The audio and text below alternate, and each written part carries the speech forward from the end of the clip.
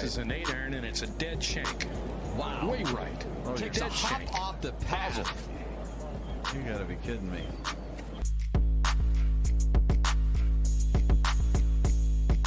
Very tough pitch shot right here. You got to hit it into the hill. One hop up and bite, and it's in. Kind of like that. Well, I would like to welcome the newest member of the Champions Tour for the 2024 season, Steve Allan. Congratulations on getting through, which I consider the hardest Q school in the world, and fully exempt for next year. Well done, sir. Thank you. It's nice to be here, and it definitely was nice to get through that Q school. Let's talk about that week. Obviously, lots of pressure. What's the mindset? Do you because on the Champions Tour, as you well know, you got to go low pretty quick. Did you have that mindset? Is it patience? If you look at the guys you're playing against, the resumes look like a tour event. Like, it is so hard to get those limited numbers of spots. So, how did you approach it, that week? The importance of it too. I never actually go out with the mentality to go low, because I find that I struggle like that. Often brings in early mistakes, and then you're kind of done. So I really like to let myself get into the round or the week, even in Monday qualifiers, because I feel like, you just want to play well enough to give yourself a chance. And, it's a bit cliched, the old one shot at a time, or for me, I tend to be more like one hole at a time, but I think I have to be like that. So there's definitely extra level of intensity to Q school. I've been looking forward to this one for quite a few years since as soon as I lost status on the Corn Ferry Tour, and, you were doing a couple of years of Mondays and nothing was really happening. And definitely since COVID, because I was playing really well coming up to COVID. I got sick at Q school. The next Q school got cancelled. So in regard to actually playing tournaments, it was a tough time, So, yeah, I've been looking forward to it for a long time. There's a little bit of intensity there. You're building up as the weeks go on. I tried to play as much golf as I could the second half of the year, played a few mini tour events, played some Monday qualifiers. I went down to Australia to play some of their Legends Tour stuff once I turned 50 in October. And yet despite that, you've got to let it all go and just play golf. I didn't get through the first stage very convincingly. I got through, but I had a bad last round, which put me right on number with a few holes to go. I was able to sort of refocus and pull through, which was great. But there was no time to do anything, because my first stage was the week before, so there was no time to really practice or really do anything massive. You just had to regroup and get on with it right here at finals. So I came into the week, I was playing well without really saying I was really playing great. I wasn't really flushing it. I had one of my coaches, Steve Dalby, here that helped me in the lead up. I had a pretty experienced tour caddy who's caddied for me a couple of times over the years with good results at different times. And he came into town to caddy for me. And things just kind of fell into place. I think I played well in the first round, again, without being amazing. Had 3 under, which was, middle of the pack, but it was a good solid round. And then the second day, I think if you talk about having a little bit of piece of luck, the second day at the end of the round was my piece of luck that got me right onto the right track. And I hit a couple of bad shots in a 17. I was in the desert, but I had a clear shot to the pin. I hit a great pitch and made a birdie. And then on 18, I hit it right off the tee, but again, I ended up in a good spot, hit it into the middle of the green and hold a good putt for another birdie. So I turned a 3 over with a couple of sketchy shots a 3 under with a couple of sketchy shots into a 5 under. And now I'm really, 8 under through 2 rounds, you're right in the picture.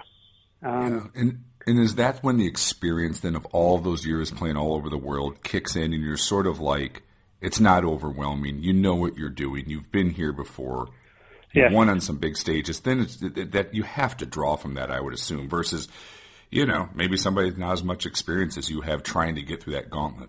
Yeah, I think so. I think that I would even say, looking at the other guys that played, everyone out there has got lots of experience. I mean, we're all 50, so I think that, yes, I think as you get older, you just get a little bit more calm. You don't worry about things. You realize there's another hole, there's another tournament. Granted, this one's the big one.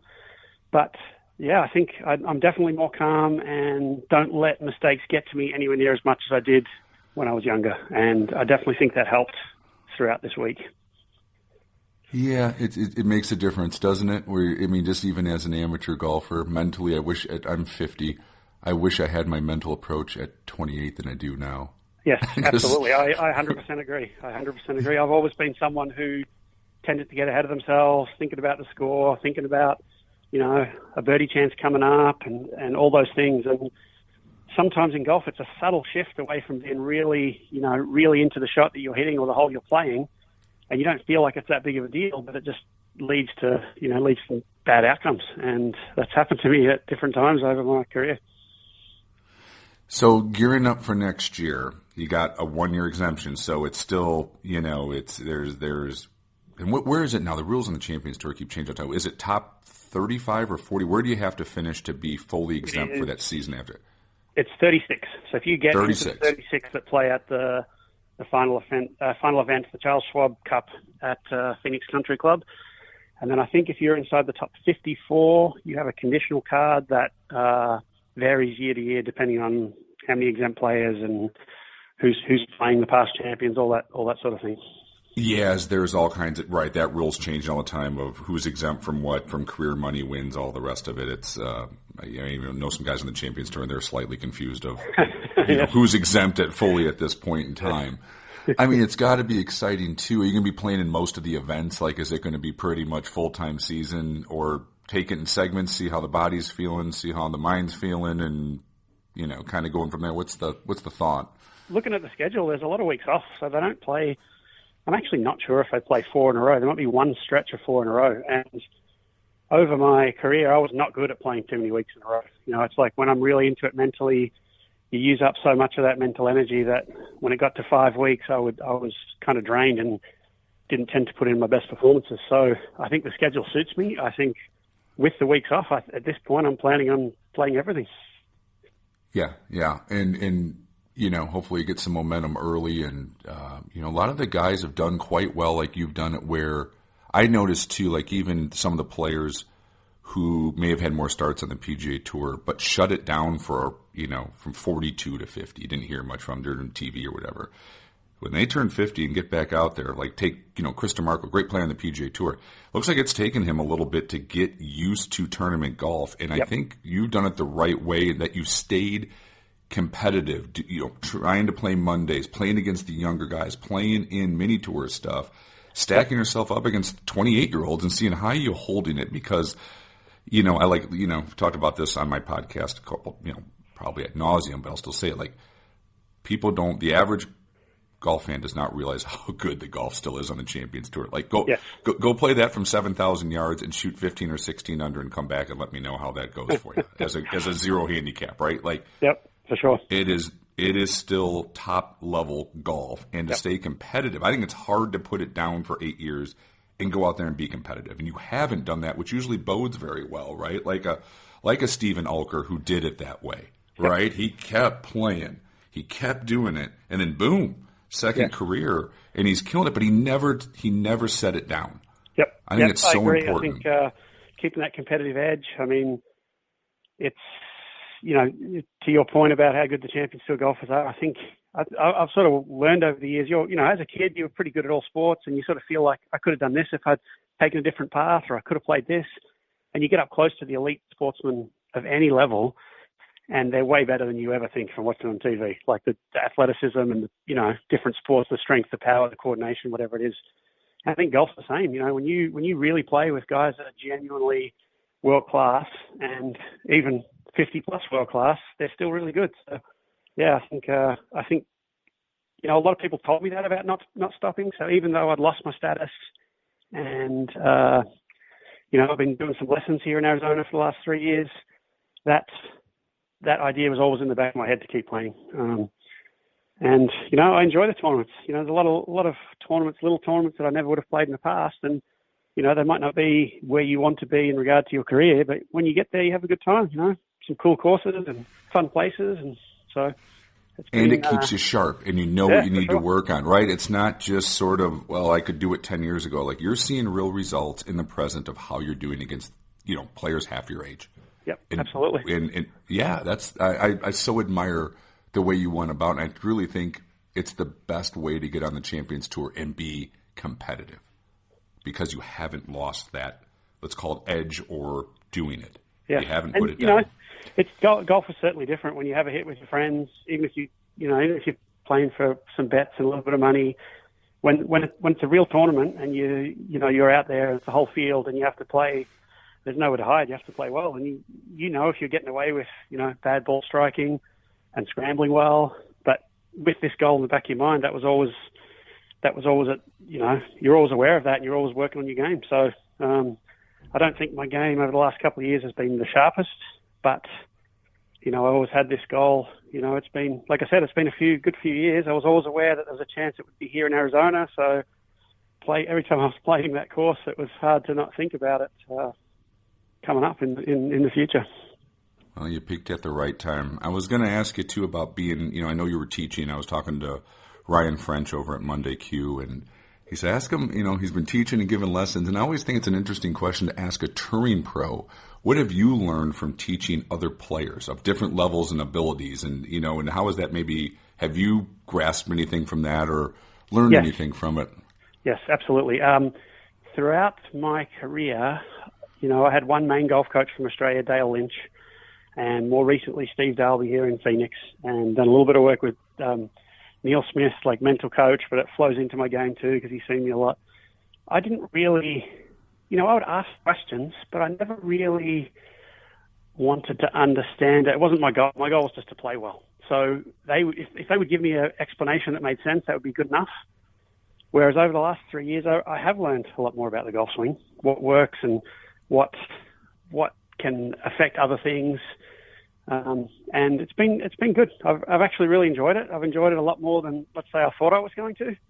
One of the things that I think one of the coaches told me previous to starting is that, when you're giving lessons, people, most of the time, they're there to learn. They want to get better, and that's why they're there. So they're actually happy to be out playing and working on it. And, when you can actually help someone and, there's different levels of help. Sometimes it helps straight away. Sometimes you're like, look, this is going to take a while. But when you can see someone getting better and actually improving, it's quite rewarding.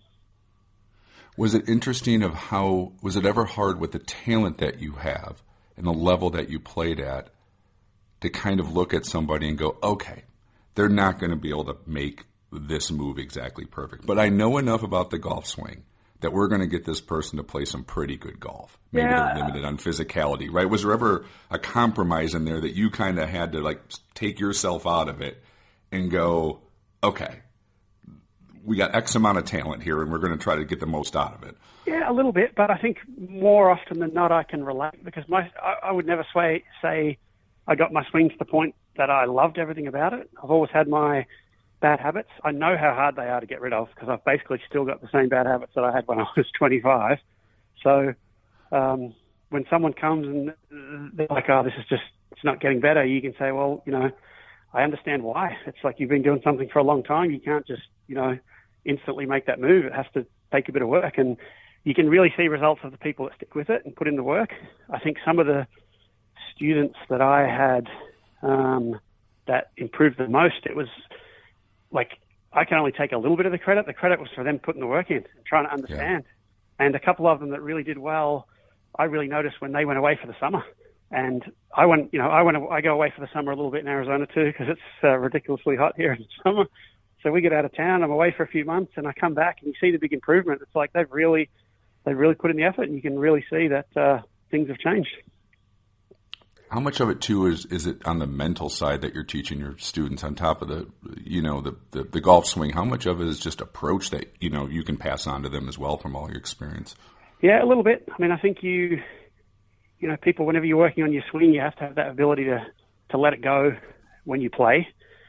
That changes from person to person. I mean, some people that can be really technical and still play good golf, and some people one thought is too many. So I think you have to try and explain that to them and let them do a little bit of experimenting on their own and just to see what works and what doesn't. Obviously, when I was growing up, you had someone like Nick Faldo who made the big changes in his swing and was ridiculously technical, and it looked like he was always working on it, but he was, basically the best player in the world for, 10 years. So, you just have to try and work with the person and hope that they can they can, they can work on it. And I guess one of the big things in golf is being honest with yourself.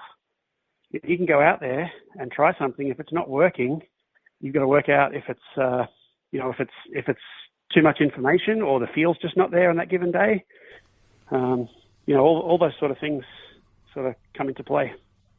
It's interesting how you do take someone as technical as a Faldo, and then there's some guys probably like a Fred Couples that just needs a feel, right? Yeah, like just, I don't want to see it. Just tell me where it needs to be, and I'll make it happen anywhere in between, right? There's no one way to do it. Yeah, that's exactly right. When I a good example, when I first started, my first 4 years were on the European Tour, and Colin Montgomery was the dominant player then, and you didn't see him on the range much. He just went with his swing, which was, it's not necessarily textbook, but he hit the ball as good as anyone. And I was on the putting green one day with basically a alignment aid. It was this big board, and he came over and he's like, "What's this then?" I'm like, "Well, it just helps to make sure I'm lined up, and my caddy can put it against my club face and see where I'm pointing." He goes, "Oh, let me have a go." So it was probably like an 8-foot putt maybe, and pretty much a straight 8-foot putt. And I put it on him, and he was aiming outside to the left of the hole. But I don't know how well you know his old putting stroke, but he had that sort of lift up and, a bit of a push kind of looking stroke. And he just went, "Oh, I don't want to see that." He just walked away. And he only dominated for like 10 years every year out there, right? Seven straight Order American he won. So yeah, he knew that. He's like, okay, this is not the time or the place to work on this. I'm doing just fine, and so. Well, there was something. Take like Monty's golf swing, even though I love Monty's golf swing, right? Because it just produced that little baby fade every time. Yep. Very square, not not a lot of hands. I thought it was brilliant, right? But that's a kind of golf swing. Once you kind of got it, and he's doing what he's doing, and the results are there. I don't know if him beating balls for 2 hours helps his cause. Go hit some wedges. Absolutely. He just work on his, he's just got his swing that he as you said, he was brilliant. And working on it might cause problems. Might cause more problems than actually solutions. Yeah. All right. Look, exactly, right? You're not going to teach somebody exactly how to swing that way, but it worked for him. I like his golf swing. Great body rotation. It's not going left. Turn, hold, and hit this little fade. I was going to ask you, growing up too in Australia, man, you had some world beaters in your generation, and I'm guessing, I don't know this, but I'm guessing you played against them, with them. I'm talking Allan, Ogilvy, Pampling, Ogle, Leonard, Appleby. I'm probably missing 10, 12 guys. Yep. Man, was that a generation of Australian players, huh? I'm not even touching the list. Yeah, when I first got to the PGA Tour, I think we had 22 or 23 Australians on the tour, which made it great for all of us to get in here and feel comfortable. But growing up, Robert Allenby was just that little bit older than me and better than me. So he sort of turned pro quite young before I reached the sort of pinnacle of amateur. He was the guy that you'd look up to. I'd just start to get into big amateur events, and he was basically winning them and nearly turning pro. Stuart was a couple of years later, I think, and he was around the Victorian Institute of Sport, which I was in. That was the program that I got in sort of out of high school. And, over the years, I was in there a couple of years before Jeff finished and got in there. So I played a lot with Jeff. We traveled together as amateurs in my last year before I turned pro. We sort of traveled through Britain, a couple of tournaments on the continent of Europe. And we came over to the US and played the Western Am and the Porter Cup. And Jeff became a good friend. He was so competitive. He was as competitive a person as I've ever met. Hated losing at anything, and you could see that in his golf game. But we had a lot of good players. The Victorian Institute of Sport also produced Aaron Baddeley, Richard Green now, who's on the Champions Tour. He sort of played Europe most of his career. And then not to mention the guys from the other states. Yeah, so we did. We've had a good run at that time. How good was Allenby in his heyday, ball striking wise? He was great, and he had a competitiveness and an ability to birdie the last hole very few people I've ever seen. He birdied 18 so many times when he just first turned pro that it was almost predictable that he would come through and birdie the 18th. And at one point, his playoff career record was something like 9-0 throughout Europe, Australia, and I think he won a couple of playoffs in the US when he first started. Yeah, he was just tough. Yeah. So he had that competitiveness that to really drill down when he was under pressure. As an amateur, he nearly won the Australian Open. He birdied the last 2 holes, like he hit a 5-iron to like 2 feet, and it looked like he'd won the tournament. And then Wayne Riley, another Aussie who played the European Tour, mainly birdied the last 3 and holed the bomb on the last to beat him. I remember Robert winning a state open, the Victorian Open, which was a sort of small pro event when he was an amateur. And 2 days later, he turned up to what was an open amateur event, 36 holes on one day at a local club. And everyone's like, well, he's not going to care. He just won the Vic Open. He doesn't care about this. And I think his morning round was, just decent without great. And then the afternoon, he shot like 65, I think, on a par 73, if I got my facts right. And I felt like it was a bit like Caddyshack. Everyone was starting to whisper, like, Rob's 6 under after 9, and all these people. And all of a sudden, he's finishing in a big crowd, and he won the tournament. So he definitely had that competitive streak and an ability to get better under pressure, which, not many people have. No, even a lot of the best players in the world don't have that. They mess up just as often as they play well, but they play well because they're really good. Whereas obviously Tiger's the one guy that over the years had that ability never to mess up. Yeah, he was, talking about good golf swings that are repeatable, right? That were simple. Boy, in his heyday, his golf swing. I loved Allenby's golf swing. Just sort of turn, hit it hard, big, big high draw. It was.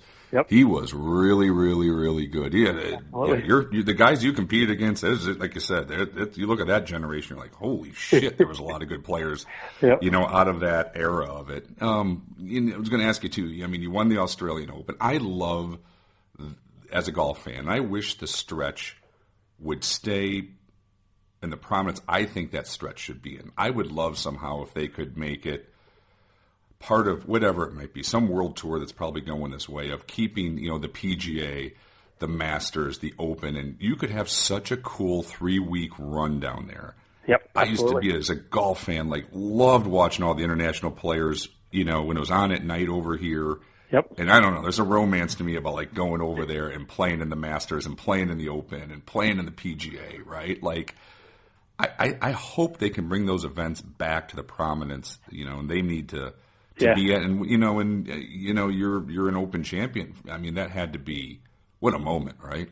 That was the highlight of my career so far. I remember the golf course they played on that year was Victoria. It was Jeff Ogilvy's home course, and I remember when it got announced that it was going to be there. There'd been no Australian Open there. We'd had a lot of tournaments there over the years, and I remember being excited. I remember really being like, I love that course. We played a lot of amateur golf there. We played quite a few pro tournaments there. That Vic Open that we talked about, the Australian PGA was there, and I remember really wanting to play well and wanting to go down there. And unfortunately for me, I had a really bad start to my PGA Tour year that year, 2002, and I think through the middle of the year I'd almost made, I don't know the exact numbers, but not many cuts, not much money, and the Australian Open clashed with second stage, so I had to play well the second half of the year, and I really did that year. I didn't put my name right in contention, but from about the US Open time onwards, I nearly made every cut. I played well and good golf over and over and over and over, and I just couldn't get it up into that top 10. There was a lot of, cuts made, 20th, 25th, 30th, which, it might not be grabbing the attention, but to do it every week in, week out, you're playing really good golf. And I snuck through. The very last tournament was at Jackson, Mississippi. I think it was Luke Donald's first win. And I had a really good second round to make the cut, which got me into the top 150. So I didn't keep my full card, but it was a conditional. But it did mean that I didn't have to play second stage, and I could play the Australian Open. And the good form carried into that tournament. The tournament was famous because the first round actually got cancelled because they had the greens too fast and firm, and the ball wouldn't stop on at least one green, but I think there was quite a few out there. So it ended up being a 3-round event.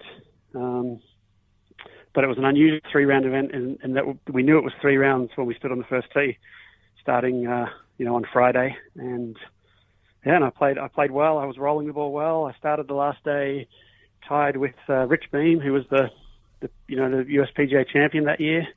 We had a good field of Aussies, and the first hole was playing as a par 3, even though it's a short par 4, but they wanted to toughen it up, so they moved the tee up a little bit. And right from the first hole, I hit a good shot to a few feet and made a birdie, and Rich made a bogey, and I was a couple ahead. And in the middle of the round, I got a little bit ahead of myself, like I told you earlier.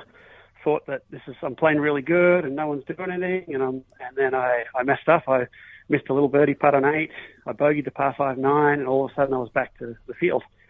At that time, on that day, I was really able to refocus and brought myself back and made a couple of birdies and looked up, and all of a sudden I was 3 ahead, which I kind of had a hard time believing, because when I was tied, there was quite a few people. Allan was 1.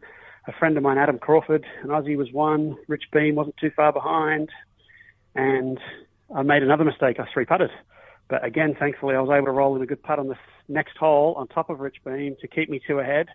And I was able to get it into the house, which was great. It was, I live right around the corner. My friends and family were there. It was my home, it wasn't my home course, but it was, my hometown. And it was fantastic. When does it hit you of what you've accomplished? Is it that night? Is it the next day? It's when the hoopla's over that you're holding the Open trophy, like you've done it? Yeah, it took a while. I had to come back for Q School finals, and I feel like winning that actually didn't help me at Q School finals, because I was still sort of buzzing, the next week. I had a week in between, so it wasn't like I had to get on the plane straight away, but I remember coming back, and it was really hard to get a feel for the game. And I looking back at it, I should have probably been a bit better at refocusing, but it was win your national title was something pretty special. So yeah, right. I mean, it's like dream come true stuff, right? I mean, you won the Australian Open, and you're Australian, and it's a huge tournament, right? It's the Australian Open. Hell, you got to enjoy that for a week, don't you? I mean, you have to. Winning's so hard, right, pro? Like, it's so hard. Like, how do you not, wake up in the morning and look over and, oh, that is mine. That little trophy, I've earned it, right? Yep. Yeah, you got to enjoy it. No, it's. I hope those events can come back somehow. Yeah, I love that stretch. I don't know how to do it, but they had it down there this year with. It's joint sanctioned with Europe at the moment, and they had the girls and the guys playing on the same courses. And, I couldn't get down there this year because of Champions Q School, but by all accounts, it was a success. They had a pretty good field. They had a couple of little live guys come and play it to add to the field, which Joaquin Neiman was the winner. Adam Scott made a run on the last day. I was watching it here on the last day, and he looked really good and had a little mishap towards the end. And so Minwoo Lee, he's obviously become a bit of a star in Australia. He won the PGA the week before, and he was right there, had a chance. So yeah, it looked like it did well this year. Yeah, I would love to see it somehow like PGA Tour sanctioned. I don't know, whatever it is. I'd like to see it have that just world elevated event. 'Cause I think it's good for golf that time of the season, And like I said, for the States, it's perfect because it's on in prime time. Yep, and we play such good courses we have down there. The firmness is just that little bit different to how we play golf here in the US. We tend to have the rough isn't that thick, but the greens are firm enough that a little bit of flyer rough and you're out of position, and you really have to be careful of what you're doing, because you can, you don't get any spin on that ball, and that the greens are firm enough for that lands on the green, it's gone. So it's a good way to play golf. There's not an absolute premium on driving, but if you don't drive the ball well, you're in trouble. But it allows for recovery shots a lot of times. So, I'm very biased because I grew up in Melbourne, but I think it's a great way to have a golf tournament. And sort of old school golf a little bit, right? I mean, it kind of brings me to this. Like, do you think the golf ball needs to be rolled back? I was going to bring that up, but there's an interesting point I'm saying, between fast, firm greens, bad angles, you can take that away. It's not a bomb and gouge. It will not work on those courses. So is it more course setup, or do you really think the ball, needs to be, brought back apparently for everybody at this point? I'm in favor of the ball rollback. I understand why people wouldn't be, but I feel like golf's just gotten a bit out of control in regards to how far the ball goes, how long the courses are, how long it takes, how expensive it is. I think a ball rollback ultimately will help all of those things. Now, in saying that, I think the style of golf in Australia is just more of the course setup. It's a bit of a combination of it's not really our weather in Melbourne because we get plenty of rain, but the sand belt, the sandy soil allows the greens to get firm enough that you can play like that. Now, I think here in the US, especially in summertime, there's so many storms and so much rain that it makes it hard to set that courses up like that. because one good downpour and all of a sudden you've got a soft course again with no rough, and then that really suits the long hitters. So I seem to remember the USGA trying to set up congressional like that for the US Open, and by all accounts, I didn't make it into the field that year. That it was great, it was firm, it was fast, and then they had a lot of rain before the tournament, and Rory just took over and won by 10. So I think it's a little bit of the environment, and it's a little bit of the land that courses are on. The links courses, for example, in Britain, they get plenty of rain. It's still going to run, so the angles are important there. Same in Melbourne, in Sydney and Melbourne, and most of Australia. So it's a bit of everything, I think. What's the best over in the Sandbelt? If you had to rank your top three of those iconic Sandbelt golf courses, how would you rank them? I think Royal Melbourne and Kingston Heath are clearly 1 and 2, and in my opinion, Royal Melbourne is number 1.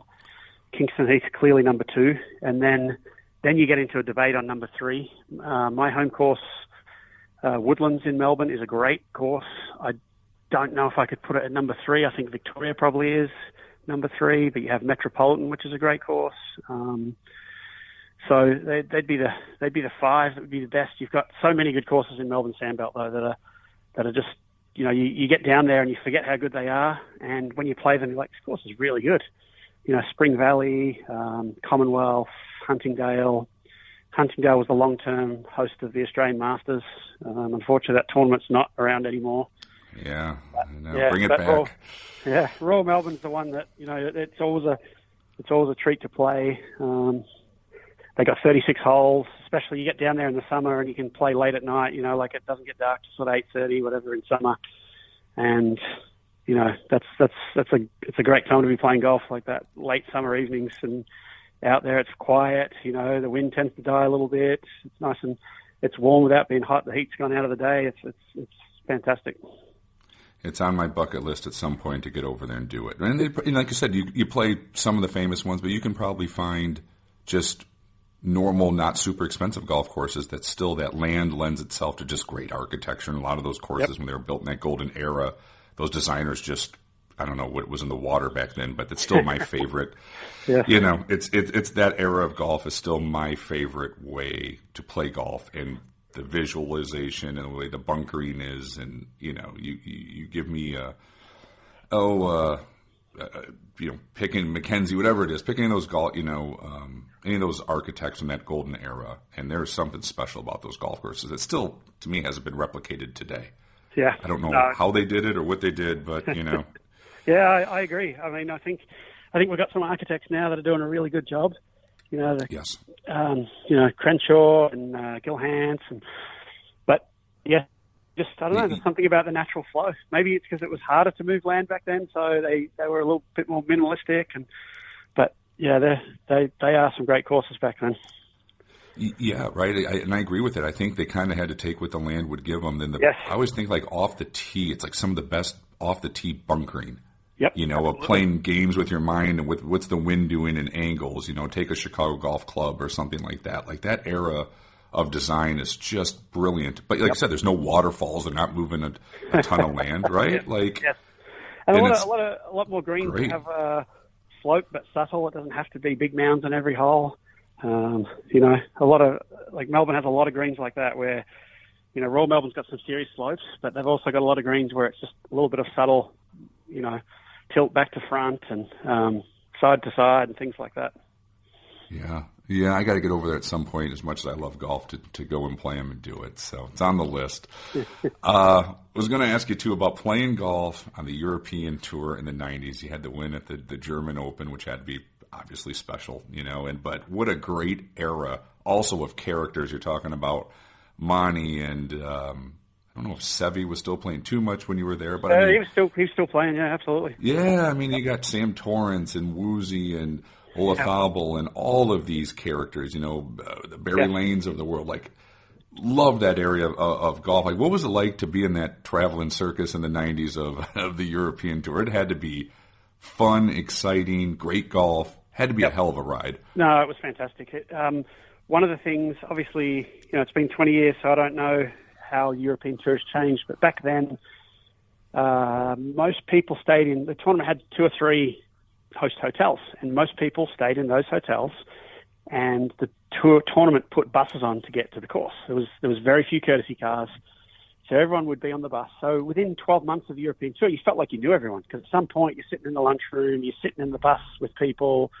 Excuse me. It was a very easy tour to get along with people. Obviously, we had a bunch of Aussies on that tour. Then Wayne Riley, that I talked about earlier, and Peter O'Malley. They really took the Aussies under our wing. You know, I started the same year as Matthew Goggin, and John Wade was my roommate. And back then, because everyone was in the same hotel, like literally you would go down to the bar at 7 o'clock or whatever time, and everyone would just be standing around having a drink. You know, Monty would be there. You're supposed to be working out in the gym at 7 at night back. Yeah. There wasn't much of that on the European Tour. Not then, right? But you just, and if you didn't have anyone to go out for dinner with, you just walked downstairs to the bar and there was always someone around. And, you know, a lot of times it was the Aussies, but a lot of times it was, you know, a lot of times it was the Brits, and you would end up just going down the street, walking down the street and going out for dinner. And I think that the geography of the cities was different. The courses would be on the outskirts of town, but the hotels would be in the middle of town. And because of that, you could just walk out for dinner. So I think that's one of the reasons why the European Tour over the years is Ryder Cup success, because they just everyone knew everyone. Yeah. And I don't think the guys here in the US PGA Tour, I don't think they're any better or any worse guys. It's just the same, but you don't know people. It takes a long time to get to know everyone because, you know, everyone's traveling with their own family. Everyone's got a courtesy car. There's times everyone's spread out, staying at different hotels. So that aspect of the social aspect of the European Tour, and then when you combine the fact that you get into so many different countries in a year, was a great experience. I mean, like there's no doubt that the PGA Tour is the pinnacle of golf, but from an experience point of view, back then at least, the European Tour was an amazing experience. And yeah, they had so many characters. Seve was playing. He wasn't at his best. He had a couple of little runs where he had good tournaments, but to play with Seve was still something special because he, you know, as a kid growing up, Greg Norman was my idol, but Seve was the first non-Australian that I loved to watch. I remember watching that 88 British Open at Lytham when him and Nick Price battled it out. He hit the chip from off the edge of the green that, you know, just kissed the hole. It was like brilliant. And so to watch and to be around Seve was amazing. Him and Jose Maria Lazabal would hit be around the chipping green, and it was great to watch. Like just cut up shots, and Jose could get that ball going straight up in the air. It didn't even look like he was set up to slice it open, but that club would slide underneath. It was brilliant. Did you ever get to play with Seve in a round? I did. I played with Seve a few times. I played with Seve in Dubai when I had one of my first really big events. I came second on the Saturday, and twice we had chips from the same spot, and both times I got it inside him, which was like my highlight of the week. Obviously, winning would have been better, but and then a couple of years, maybe the very next year, I played with Seve in Dubai and Qatar, and he wasn't playing well, and I was not playing well. And there was a hole where I hit what I thought was a good shot on a long par 3, and it looked like it just disappeared over the back. And I was kind of pouting, walking off the tee, and Seve walked past me. He stopped, gave me a pat in the back, and he gave me okay, you can get this up and down. And I walked up that fairway with my chest sticking out. I've heard lots of stories like that. Like he would help other golfers. He would give out information. He would be encouraging. Yep. You know, they said he's like a really good dude. Yeah, he was. I mean, you know, he was always good to be around when I was there. He was funny, and it's obviously a shame, you know, what happened to him. But he was such an inspirational golfer, and I missed the best of him, obviously, because I was, you know, when he wins in '88, I'm 15, and when I'm 8 or 9, I'm not really watching tournament golf, so I didn't really see those first Masters and British Open wins. I mean, the Open at St Andrews when he's pumping the fist all the way around the green. I mean, what a great highlight that is to watch. Iconic moment, right? Yeah, just iconic. Who was Torrance fun to have a beer with at a bar every now and then? Yeah, great storyteller. Yep. Yeah, he was good. Torrance, Woozy, you know, obviously Darren Clark and Lee Westwood were they were. If it wasn't for Monty, they would have been dominating the tour. But Monty just kept them at arm's length all the time I was there. Yeah, you had there's some good ones.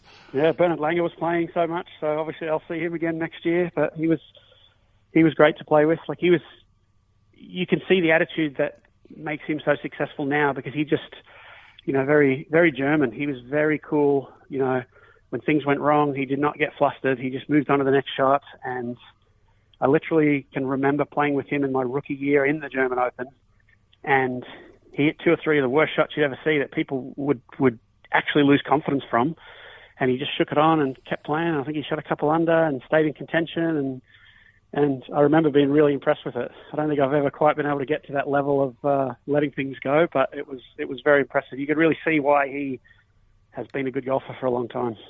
Been great forever. I mean, even to come over. I mean, how many putting yips has he had and worked his way through it? Right, that guy's got to be mentally as tough as anybody. And then to still see how competitive he is on the Champions Tour in his 60s, which is just an anomaly. You guys are usually, most guys, let's hopefully you have a nice 15-year career, but the body's usually shot by then, right? You can't put the work in.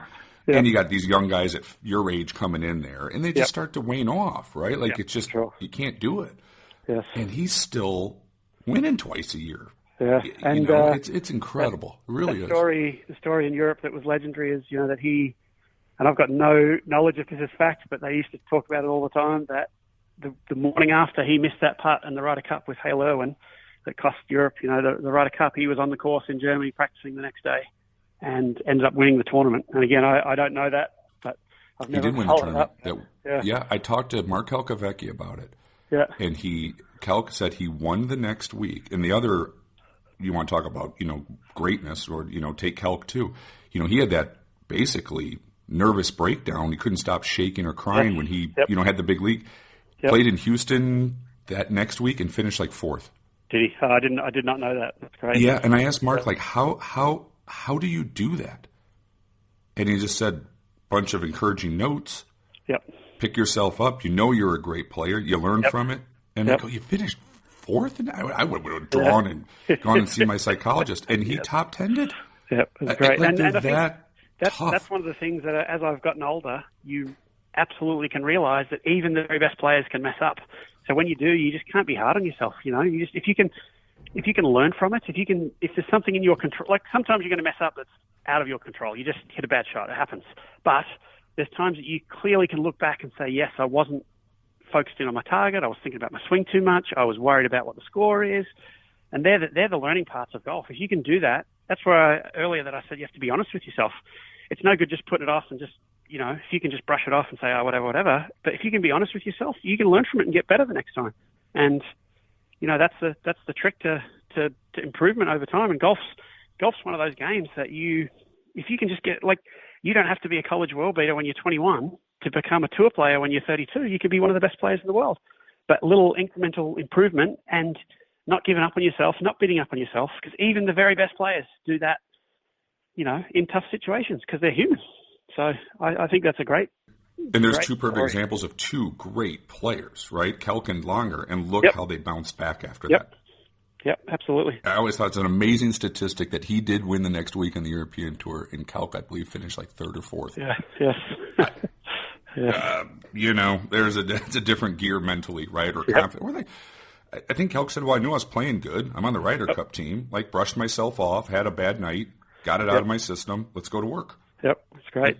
Yeah, it's, elite stuff. Well, we're going to watch it next year. It's just such a great story. And I know you've traveled, I was talking to Ryan, your family support and everything you have done to get to this. Yep. It's so inspirational. I do have to make a point. I think somewhere Ryan put a little tweet out that said I downsized my house, and my wife was a little bit annoyed with that because we didn't downsize. We'll correct that one for the record. But what an opportunity in front of you. And it's inspiring in the sense that golf is a hard game, one of the cruelest, right? And we all love it.